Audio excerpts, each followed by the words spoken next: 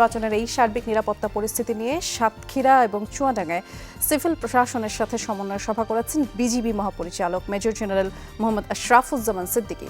এ সময় তিনি ত্রয়োদশ নির্বাচন অবাধ, সুষ্ঠু এবং নিরপেক্ষ হবার প্রত্যাশা করেন। সোমবার সকালে সাতক্ষীরার শ্যামনগর সরকারি মহসিন ডিগ্রি কলেজে এবং দুপুরে চুয়াডাঙ্গার দামুরহুদায় আব্দুল ওয়াদুদ শাহ ডিগ্রি কলেজে স্থাপিত বিজিবির নির্বাচনী বেস ক্যাম্প পরিদর্শন করেন। উক্ত স্থানে সংশ্লিষ্ট জেলা উপজেলাসমূহের সার্বিক আইনশৃঙ্খলা পরিস্থিতি এবং নির্বাচনকালীন সার্বিক নিরাপত্তা ব্যবস্থাপনা নিয়ে তিনি পৃথক পৃথক সমন্বয় সভা করেন। এই সভায় আসন্ন ত্রয়োদশ জাতীয় সংসদ নির্বাচন অবাধ, সুষ্ঠু, নিরপেক্ষ এবং শান্তিপূর্ণভাবে সম্পন্ন করার লক্ষ্যে বিজিবি সহ অন্যান্য আইন শৃঙ্খলা বাহিনীর পারস্পরিক সমন্বয় এবং কার্যকর নিরাপত্তা ব্যবস্থাপনা বিষয়ে বিস্তারিত আলোচনা করা হয়। রোগ জীবাণু সব জায়গায়, সারাদিন সাবধানে। বাচ্চারা সারাদিন প্রমিস রাখবে? অসম্ভব। এজন্যই ডেটলের নতুন প্রমিস, জীবাণুর বিরুদ্ধে 12 ঘন্টার সুরক্ষা বলয়। ডেটল।